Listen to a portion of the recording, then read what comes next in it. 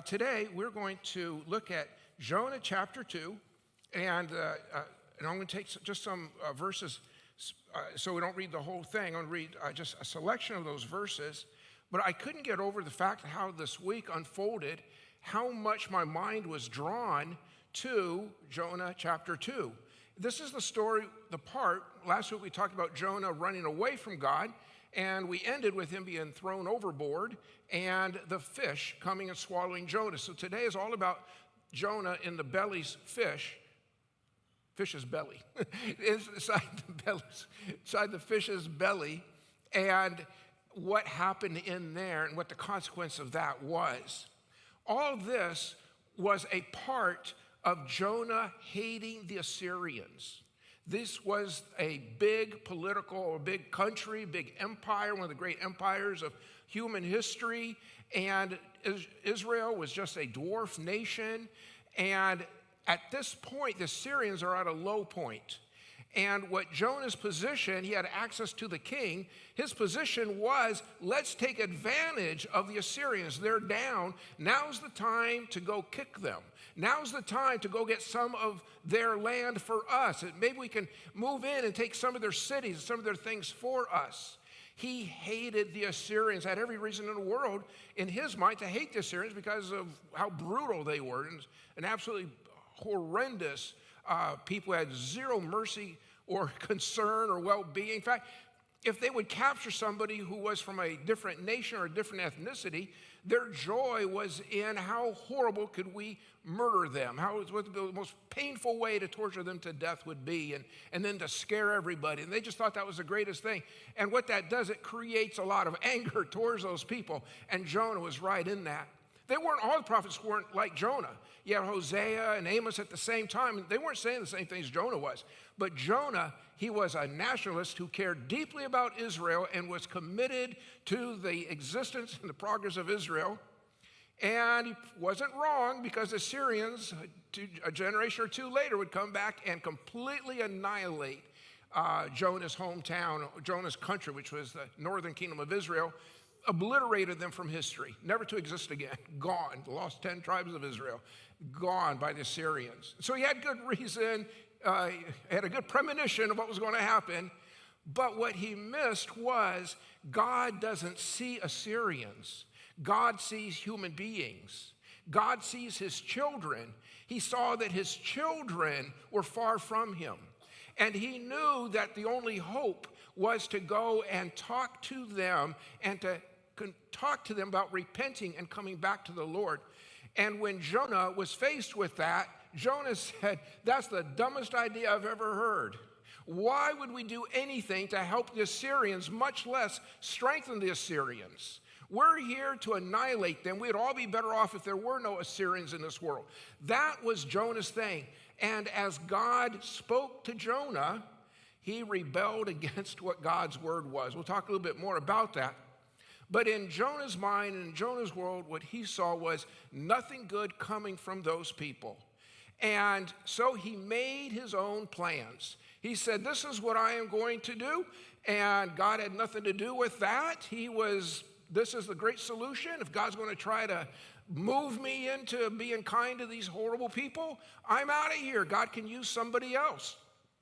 He made his own plans. He got all of his own resources together, all of his own wealth, put it all in these big cases, and got on his ship to go to a place that he had planned in his head. I'm going to be living down there and just, next door to Barcelona, and I'm going to enjoy life there, and I like bullfights anyways, and everything's just going great. He had this whole thing planned out without God.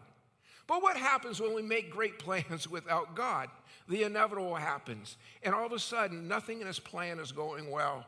He's about 150, 200 miles off the coast of Israel and Joppa, getting close to what today we know as Crete. Then it was known as Crete. And a great storm comes up and just messes up all their plans. And next thing you know, his precious cargo, his precious possessions, everything he had, all the ways he was going to sustain himself living there off the coast of Spain, all of it's thrown into the ocean. And he's sitting there, oh no, what happened? Everything's gone. I'm losing everything. This is terrible. And that storm just eats everything and nothing is saved. And in the end, he realizes that it's God saying, you're not going to go another foot. And he eventually comes to the point and says, the only way to get this storm to stop is to throw me into the sea.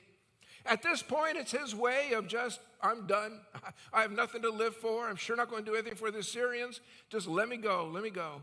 And the sailors got him, as we read, threw him into the sea, and there he went, down into the sea. And wouldn't you know if God didn't have a different plan than Jonah did? Jonah thought that was the end of his life. He thought that was the end of, if you would ask Jonah, he'd say, the end of my troubles. It's the best thing I can do for the stupid Assyrians. I'm sure not going to do anything to help them. And he's thinking, yeah, this is the way it's got to be. It's the way it's got to be. But that wasn't God's thinking in the least. That was just Jonah's thinking without God.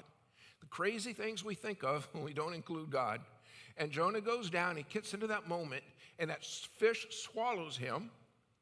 And there's a moment of clarity where he's still alive in that fish's belly. And I came across a quote. I really liked it. I'm going to find it here so I don't mess it up like I always do. And it was this: nothing clears the mind like the certain knowledge that you're going to be shot in the morning. This came from George in England in the 1700s. And in England, it didn't take anything to be executed. It was very quick. In fact, just being a part of the wrong class, meaning class group, age group, or wealth group, power group, boy, just that would be enough. If you talk to the wrong person, that could get you killed. But his point, which I thought was very true, when you know that you're going to die, there's a clarity that comes to your mind.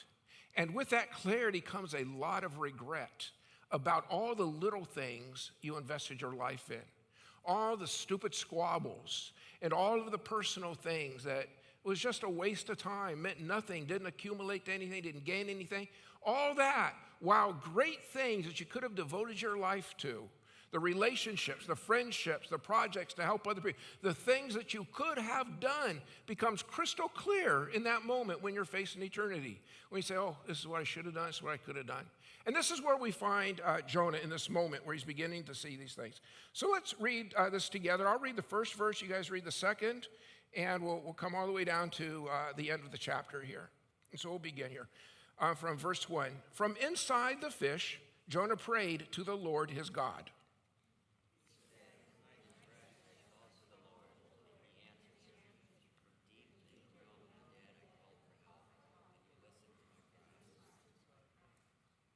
You hurled me into the depths, into the very heart of the seas, and the currents swirled about me.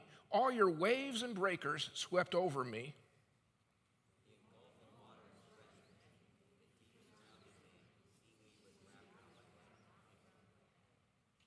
When my life was ebbing away, I remembered you, Lord, and my prayer rose to you, to your holy temple.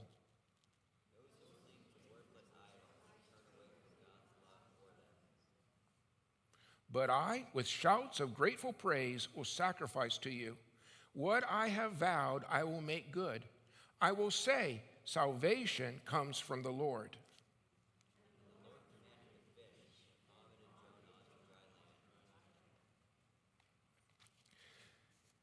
I think it's a fascinating verse, this last verse. And the Lord commanded the fish. And the Lord commanded the fish. We're talking about a God. Many times he commands the waves, commands the winds, commands so many things. And here's a story where he commands a fish. And I just was wondering what that was like for a fish, for to have the Lord command him. Hey, big buddy, I've got a job for you. Okay, Lord, what would that be?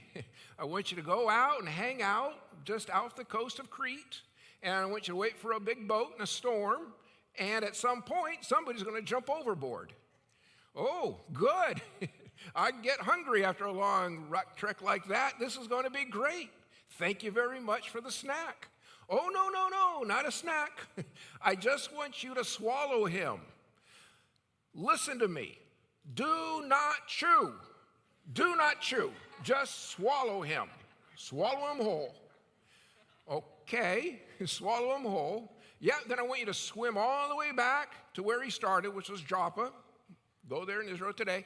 I want you to go up on that beach, and I want you to vomit him out. And the fish goes, that is disgusting. We all know that us big fish have a place where we go in privacy to vomit. And that's where you're supposed to go, at the bottom of the sea, not out on the beach where everybody's looking at you. That's just embarrassing. Well, Mr. Big Fish, I'm telling you, this is what I'm commanding you to do. Oh boy, okay. It's not gonna be hard. It's gonna sit in my stomach. I know it's not gonna go well. I have no problem. It's gonna be embarrassing for me. The other fish are gonna think I'm disgusting, but the Lord told me to do it. I'm glad to do it. So he goes and he vomits this big giant fish out. I'm sorry, he vomits this big giant guy out, Jonah, out onto the beach. And Jonah, in the midst of this, learned a lesson.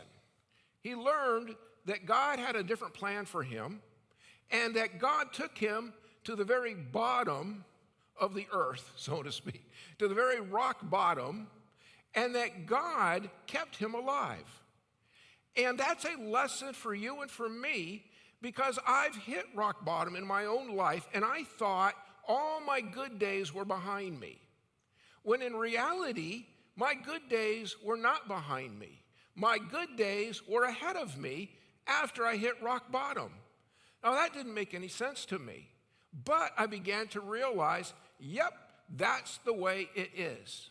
And many times in our own lives, when we have our darkest moments, in those very darkest moments, I'm going to say it's hard, but if I was going to be honest, I would say it's impossible to imagine that God has his best plans for us.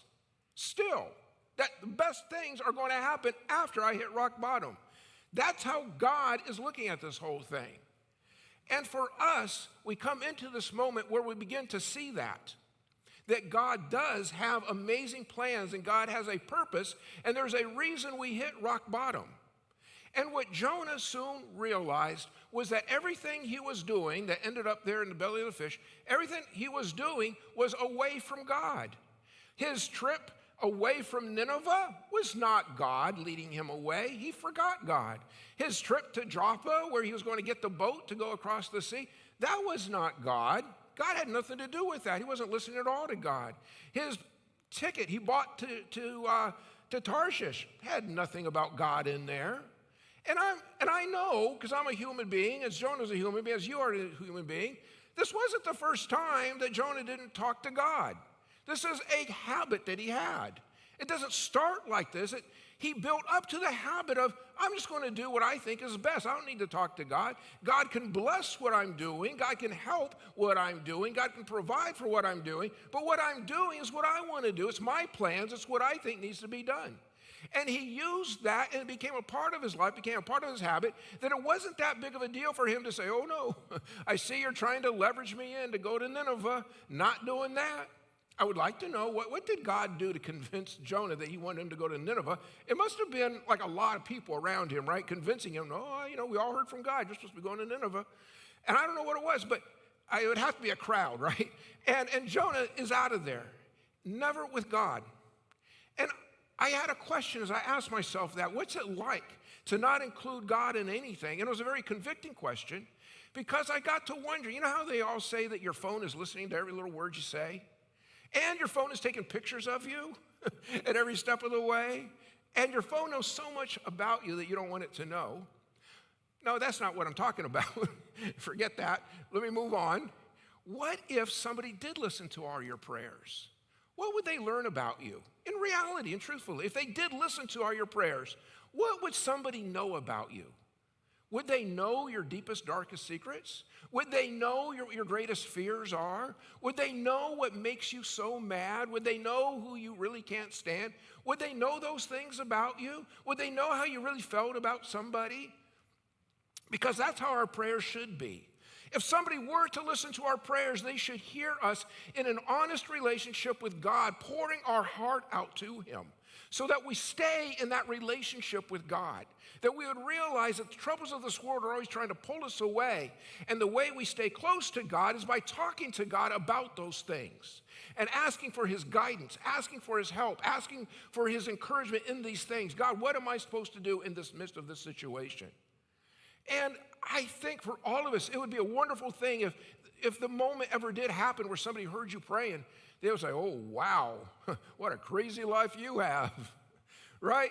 I'm not hoping anybody listens to your prayers, but I am hoping that our prayers will be so vulnerable would show a vulnerability before God and an honesty before God that would show a deep trust in who God is, a deep confidence in his concern and care for us as individuals.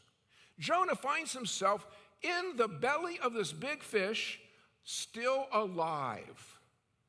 And he's sitting there, laying there. It's not like Pinocchio. It's not this big cavernous room. It's not like a giant cave, right? He's probably lucky that the stomach didn't grind him up. I don't know what happened there. But there he is, still alive. And at some point, as you can read in this prayer of his, he realizes that he's not going to die, that he's going to live another day, that now he can go back and see the temple of God. There in Jerusalem, he's going to see more, that God is not done with him. And sometimes when we hit rock bottom, we think it's the end, but we all got to ask ourselves, why am I still here? What's going on? Why am I still alive? Well, God's just going to drag it out somewhere. No, he's not here to drag it out somewhere. He's not putting you on life support. No, God has a purpose. God has a future. God has a dream of where he's taking you. God has a plan and God has a place. Everything that Jonah had without God, God has all that for you, yet better. Yet better. And God saw that experience of Jonah as a chance. Jonah, can you learn to see people like I see people? And can you get rid of your prejudice? Can you get rid of your fears? Can you get rid of your easy solutions that have never worked ever? Can you get rid of that and come over to my side and see how I love these people and how I care about them and what I see as their hope for them? And I think Jonah at some point in this begins to see that God has a different design. And he gets to say, you know what? God is going to take care of this thing. And we begin to see in this an amazing thing happen. We begin to see God changing Jonah's heart. Jonah's heart was stone against God, just hard, solid, don't want anything to do with God. But at some point in this transition, something happens to Jonah's heart where he begins to open up. And you and I have seen that in our own lives, or we've seen it in somebody else's life, where after they hit rock bottom, or in the midst of hitting rock bottom, God begins to speak and God begins to break their heart open. And their heart begins to fill with the presence and the love of God. And they begin to take more interest in the things of God. And that is where we now know that the rock bottom is going to soon be in the past, and the direction, the trajectory they're taking now is going to be really good. Things are going to be completely opposite from where they found themselves. It's going to a good place. And as Jonah begins doing that, I think in the midst of that, we see this in this prayer. And we can pray in a very similar way as Jonah did and ask ourselves very simply the same kind of a question. God, tell me the truth about myself. Show me the truth about myself. We can justify ourselves and create this insular world where we think that everything we do personally is right, that what we have experienced in the world is absolute or the most important or the most defining. No. God, show me the truth about myself. Show me where I'm not right with you. Show me in the ways where my priorities are different than your priorities. Show me in the way that how I view a group of people or anything is different than how you see them. Help me to see things the way you see them. And our hearts begin to change. And that's the wonderful thing that God does. In this story of Jonah being here at the very bottom, and having a hope now that he's going to live to see another day, and God's plan for a much better hope for Jonah is God's story for us. So in the story of Jonah, we also see the story of Jesus. We also see the beautiful story of Jesus in us. And that's the way it is. We hit rock bottom, and Jesus comes to us, And he says, hey, it's not time for you to go yet. No, you're going to live another day. And I have a plan for your life that you can't even begin to imagine. God's plans, like we said, God's plans for us are always better than what we would ever plan for ourselves. And God comes through for Jonah. God lifts him up and brings him out of that thing with that certain confidence of that. I have a pastor friend. He told me about a friend he had in his church. And this guy in his early 20s had an amazing streak of luck financially in San Francisco. And in his mid-20s, he was living in a penthouse, a very expensive penthouse in San Francisco. But over a short course of time, the economy changed just enough to ruin his life. And he lost everything. And not only that, because he was doing so well, he took some illegal chances that thinking, oh, I'll never get caught. He didn't need to, but when you can make an extra buck, why wouldn't you, was his thinking. But he did get caught. And he ended up, curiously of all places, in San Quentin. San Quentin's a horrible prison to be going to. He ended up in San Quentin. So the pastor, who knew him from the early days, he went to visit him at San Quentin. And he saw this guy went from a penthouse to San Quentin. Who falls more than that? When the guy got to San Quentin, he knew his life was over. In fact, if he could have committed suicide, he would have, because he was so afraid of what was going to happen to him in San Quentin. So afraid of what was going to happen. And he met this bunch of prisoners in San Quentin who were the ugliest, meanest, biggest things you'd ever see. And they took an interest in his soul. And they said, yeah, we're all here under life sentences. You're not, but we all are. And you know what we have found in San Quentin? We have found that God is here.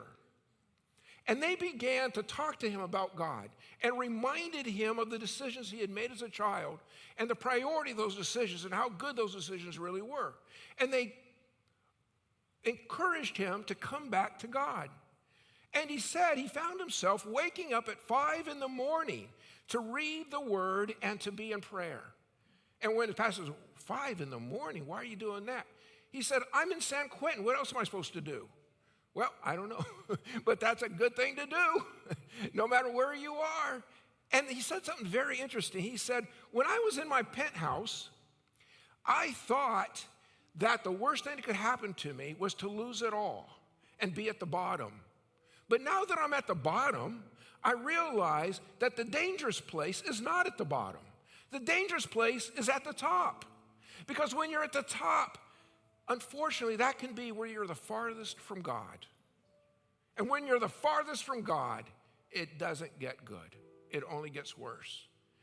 And he says, God brought me all the way back down to where I thought was the most dangerous place. It turned out to be the most wonderful place. Same pastor had another friend. And this guy was a lawyer in San Francisco again. And in San Francisco, this lawyer did extremely well, but he had a persisting problem to him. He had battled alcoholism. And every once in a while, he would go on a drinking binge, on a bender. And the managing partner of his law office told him, look, we are done with you disappearing and going on these drinking binges that you go on. The next time you do that, you're fired. And good luck getting a job in any law office, because this reputation is going to follow you, and nobody wants to put up with that. And the guy says, I get it. I'm not going to do that anymore. And for a month, he was really great. He was so sober. And then one morning, they expected him to show up at work, and he wasn't there. They waited to another day, then all his little buddies went out looking for him. They found him in a hotel. He had gone drinking on a 3-day bender, completely gone. And he lost his job, he lost his family, he lost his reputation, he lost his career, lost absolutely everything. And he went into a rehab program. And in the rehab program, the judge assigned him this sponsor, as AA has.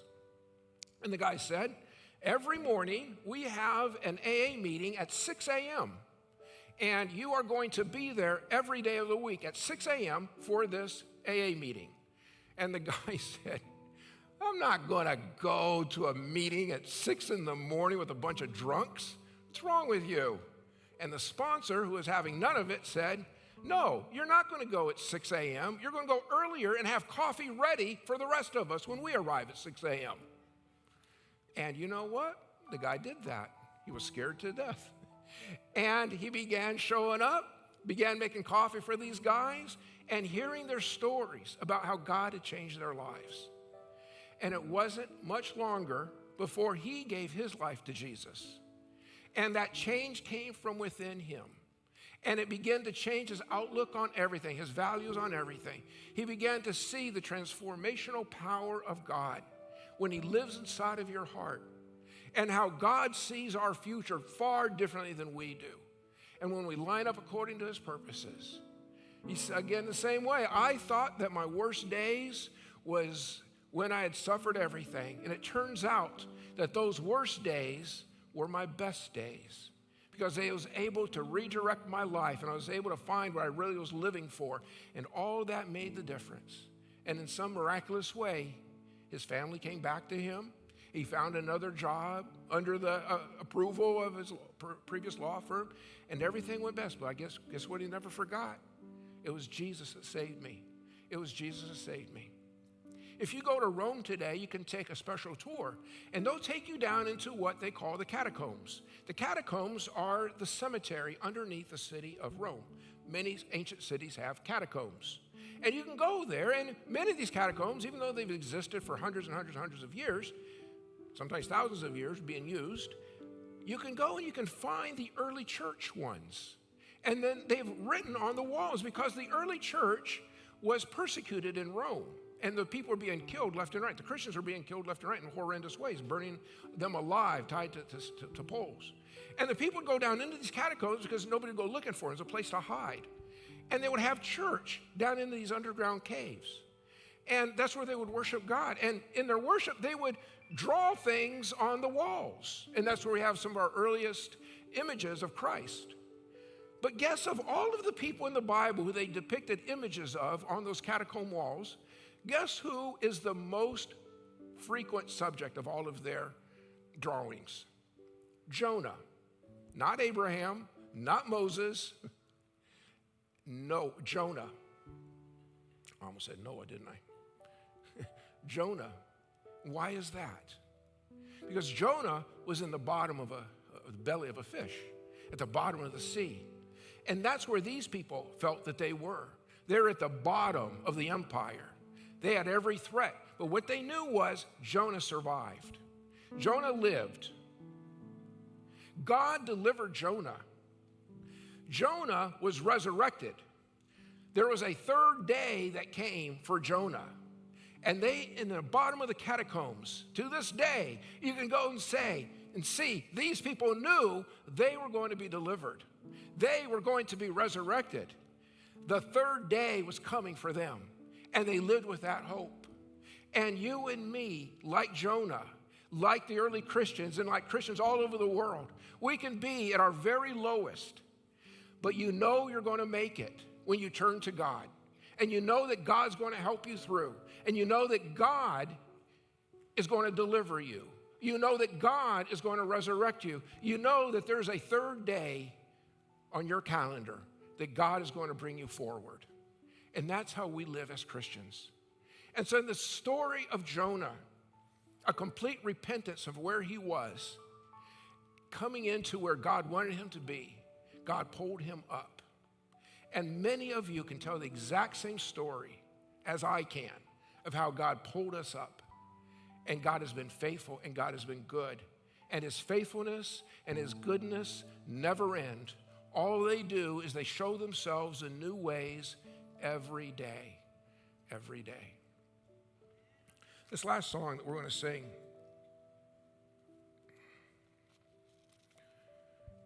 is a song called Hallelujah. And it's a call for us to respond the same way that Jonah did. It's to offer our whole selves, our hearts, our praise to God. No matter where we are, rock bottom, we're coming up from the bottom, we're on our way down. And as we sing this song, let it be expressed